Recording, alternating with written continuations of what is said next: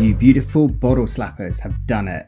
You've made this daft little whiskey channel cross over 2,000 subscribers. So for such a fancy number, I need to pour the fanciest whiskey. Johnnie Walker Blue Label. Give a little turn so you can see it in the light, so it looks all top tier. So let's give this very expensive bottle a review, covering the design, nose, palate, and is it worth your hard-earned money? We'll also end this before you buy a video with some other suggestions to try. So if this sounds good, slap subscribe, but for now, let's crack on. GWhisky. First off, I did not spend my own money on this one. This is quite a shock! On the other hand, it's not surprising in the least. That is not in my budget bottle style. A mate recently got this one to celebrate his wedding day and has kindly lended it to me for Jeff's judgment. So before I switch this liquid for a Grant sherry cask and give it back, let's review. So depending where you lie on your whiskey spectrum, this bottle seems to be viewed in two ways. One, the ultimate gift and the only bottle to present liquid luxury. Or two, massively overpriced, a basic blend which spits in the face to whiskey enthusiasts with its insultingly low ABV, product transparency, and all things that make us hardcore whiskey nerds shake their fists. Please calm it down. So with this blended scotch, first released before I was born in 1991, with the goal to reflect the 19th century blends, and it was put together by Jim Beveridge, great name. Initially it contained liquid which was about 50 years old, but I doubt that's still the case. They now try to keep that all a lot more vague, not any transparency about this bottle at all. Alright then, keep your A secrets. few reliable places state that casks from Cardew,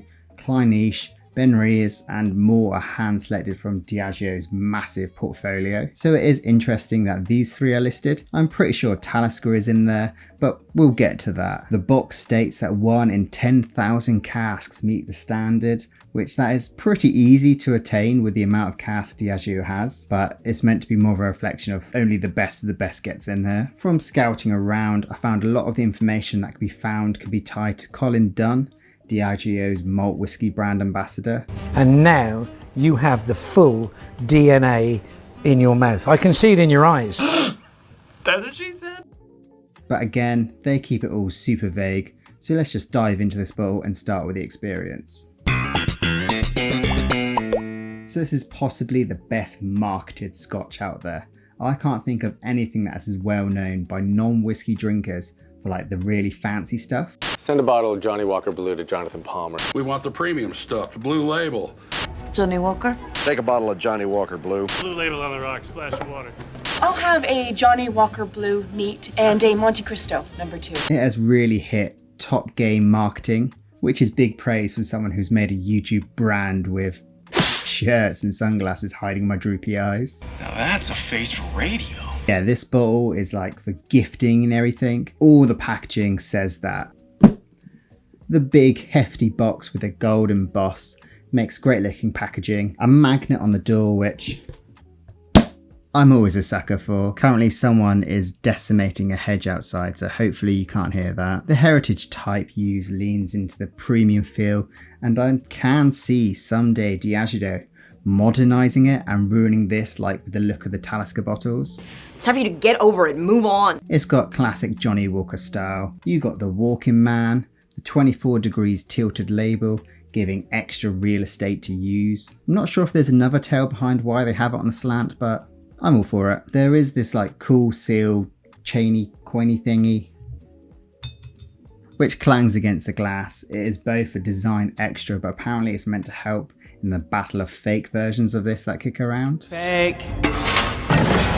The glass is a nice blue tint. It is just, yeah, all pretty blue. It has fake colouring added to it, which really is a given with the market it's aiming for. Outside of us nerds, most folk mostly like the darker liquid colour translate to a better, more well-aged whiskey, which is something that marketing has kind of led everyone to believe. And also, as this is an international bottle, it's easier to market with the dark liquid as well as consistency. Massive release. They do state like it's, oh no, it's premium, it's luxury, it's small, but thousands of these bottles fly out of airports every second. Don't quote me on that.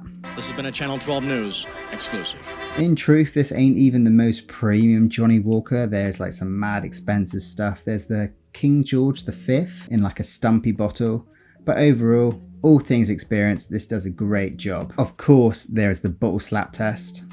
I will be gentle as this is not mine. You got a real gentle touch there, Doctor. I can't believe this is still a thing. But bottle slapping ain't just for me, it's for everyone. Big congratulations on reaching 2,000 subscribers, Jeff. Thoroughly deserved. And it gives me the great honour of being a fellow bottle slapper. Now, I don't have the Johnnie Walker Blue Label, unfortunately, but since it is celebrating 2,000 subscribers, I did want to do something a little bit special. And it's a great whiskey. It's the Glen Scotia 10 cask strength, and I'm going to pour myself a glass of this funky marmalade and pineapple. And this is the perfect whiskey to get the honour of making me a fellow bottle slapper. So, congratulations, Jeff. The shirt's not quite Hawaiian or colourful enough, but I'm getting there. Maybe not Jeff Whiskey yet, maybe Jeff Wars. Cheers, Jeff, and all best for the king of edits. It's harder than you realise, guys. This was terrible. Overall, a pretty great experience. So out of 10, I'm going to give it an 8. A solid 8. Right, that's enough wafting on. Let's get to the actual liquid, get it poured and give it a nose.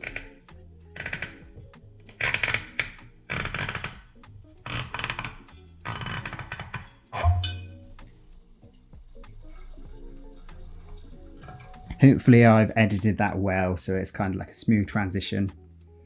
Probably not.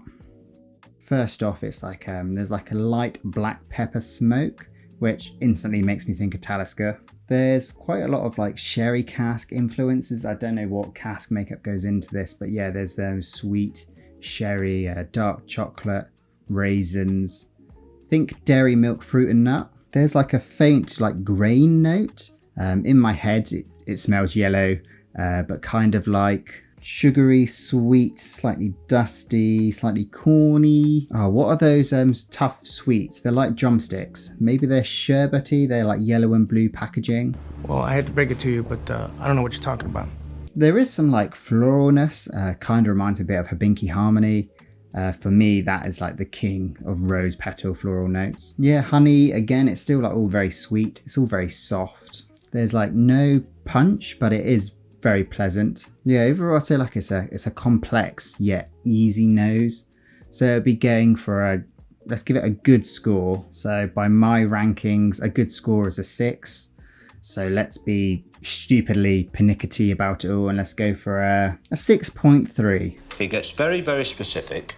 It's very like that. No, all scores are subjective. For me, it lets people gauge it based on other bottles I've had. I've got like a little guide and where like 5 out of 10 is the midpoint, a fair score, but let's stop sniffing and start sipping. Cheers. The texture is very smooth, it's very silky and unsurprisingly thin. The 40% is clear from like the first sip, but I think that works for their target market. It always makes me think that this is the kind of whiskey non-necessarily whiskey drinkers could drink and not pull that classic, you know, the classic face of having high alcohol.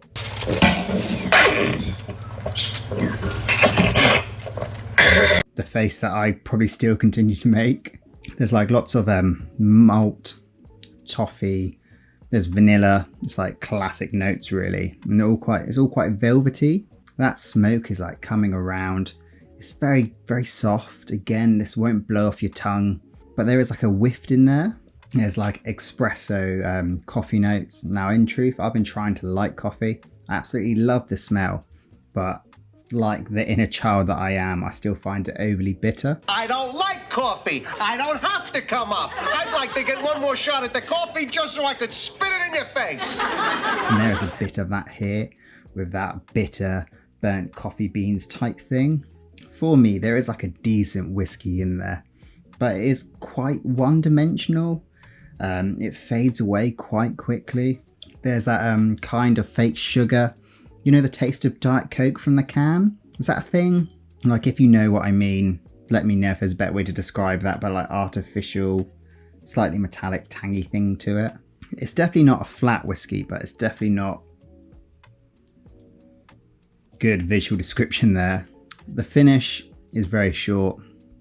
You got some like pepper in there. There's a little bit of heat at the back. It's a bit bitter, but not going to blow your socks off. It certainly ain't a bad drink. In truth, this is not a whiskey built for me. This is a nice tumbler, pour, sip, relax.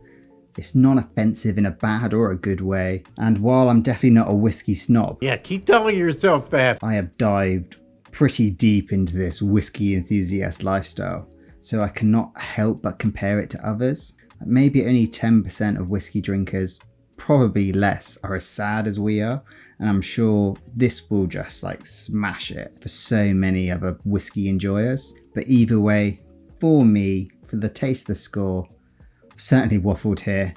It's an average. It's slightly above the 5 midpoint, so let's just give it a 5.5. So before we finish this before you buy rundown, let's talk about the cash cow in the room, and is this worth the money? It is often viewed as like possibly one of the most expensive blended scotches out there, and I love blended whiskey. In fact, some of my all-time favourites are either blended scotch or blended malts, and I certainly think there's better alternatives out there. Like, I'm not going to question that there's not well-aged stock in here, but with all the marketing smoke and mirrors, there is no way to pinpoint it. So while the age of a whiskey, in my view, can have little concern if a whiskey is good or bad, it does affect the value. Whiskey is pretty expensive to produce and store, especially for longer periods, with the angel share and lots of the liquid evaporating over time. And with that and all the effort and the experience of the bottle, it all comes at a cost. The liquid is good, but not great. That, my boy, sounds like slumber. And in truth, as is maybe my 3rd or 4th time trying this in the last 5 years, it underperforms. With a price range currently here in the UK varying from 115 all the way up to 190, it would be hard to live up to it. The liquid reminds me of a Chivas Regal 18, which is a solid, good age stated blend, and that's sitting at £70 here. And there's also Hibinki Harmony, an amazing whiskey, great presentation, very soft, very gentle, and very good.